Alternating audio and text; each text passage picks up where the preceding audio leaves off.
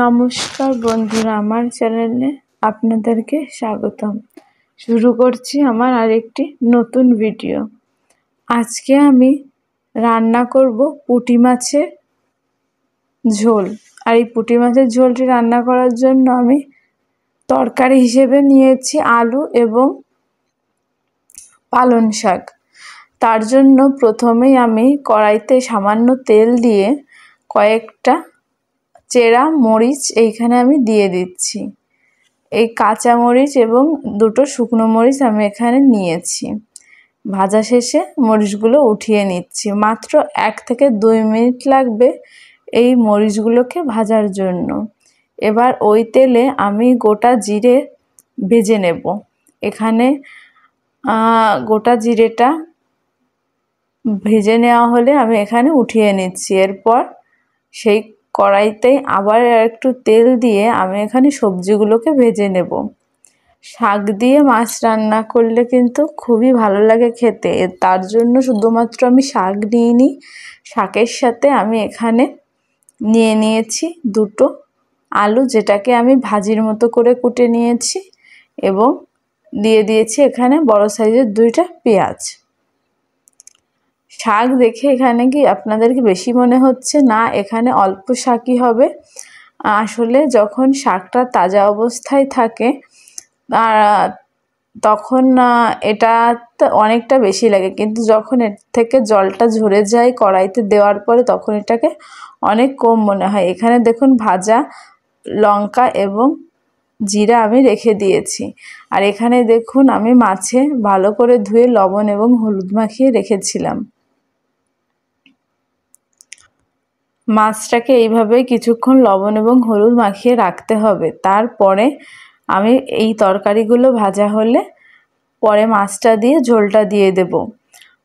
খুব ভালো করে তরকারিটা ভেজে নিচ্ছি। প্রথমে শাকের থেকে যে জল থাকে অতিরিক্ত, সেটা সরে গেলে লবণ হলুদ দিতে হবে।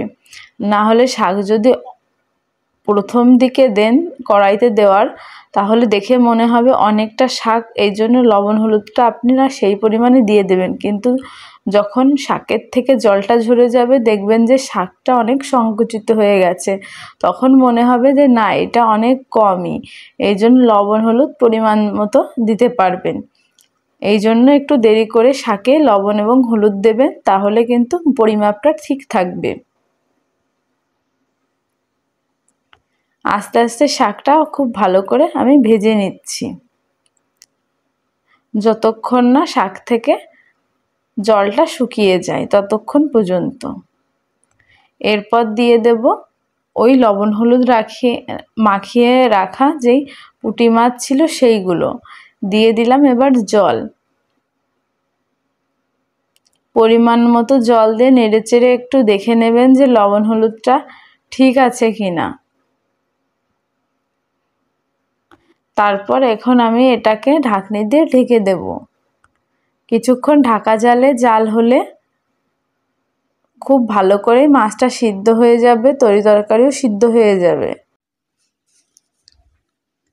এভাবে কিছুক্ষণ আমি ফুটিয়ে নেব। এবার দেখুন আমি মশলাটাকে রেডি করে নিচ্ছি। এখানে ভাজা জিরা এবং কাঁচা লঙ্কাগুলো আমি বেটে নিচ্ছি। এখানে আমার এই মশলাগুলো একটু বেশিই ভাজা হয়ে গেছে। আপনারা দেখবেন যাতে এই মশলাগুলো কম ভাজা হয়ে যায়। দেখুন মশলাটা আমি একটু জল দিয়ে বেটে নিয়েছিলাম। এবার এই মশলাটাকে আমি সামান্য পরিমাণ তেল দিয়ে গুলিয়ে নেব। এখানে এই মশলাটার সাথে তেল দিচ্ছি এই কারণ যেহেতু আমি মাছটা ভাপাচ্ছি, সেহেতু মাছ না ভাজলে যে কাঁচা গন্ধটা থেকে যায়, সেই গন্ধটা এই সরিষার তেল দেওয়ার ফলে চলে যাবে। আর সরিষার তেলে যে সুন্দর একটা সেন্ট বের হয়, সেইটা আমরা মাছটা খাওয়ার সময় পেয়ে যাব। দেখুন মাছটা সিদ্ধ হয়ে এসেছে, ঝোলটা অনেক টেনে এসেছে। আমার রান্না প্রায় সম্পূর্ণ হতে যাচ্ছে।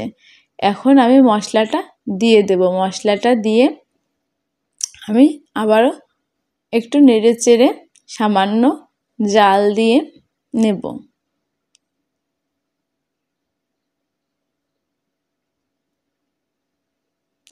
এভাবে শাক দিয়ে রান্না করলে ছোট মাছগুলো খেতে কিন্তু খুবই ভালো লাগে। আপনারা চাইলে এখানে আলু নাও দিতে পারেন, শুধুমাত্র শাক দিয়েই রান্না করতে পারেন। আবার অনেকে পেঁয়াজ খেতে পছন্দ করেন না, তারা পেঁয়াজ নাও দিতে পারেন, তাতে কোনো সমস্যা নাই। কিন্তু এইভাবে এই পালং শাকের ডাঁটিগুলো দিয়ে যদি আপনারা মাছটা রান্না করেন তাহলে খেতে কিন্তু খুবই ভালো লাগবে। পালং শাক কিন্তু সবথেকে ভালো শাক, যা দিয়ে যে কোনো ছোটো মাছ রান্না করা যায়। যদি আমার ভিডিওটি ভালো লাগে তাহলে অবশ্যই একটা লাইক, কমেন্ট ও সাবস্ক্রাইব করে দেবেন। সবাইকে ধন্যবাদ।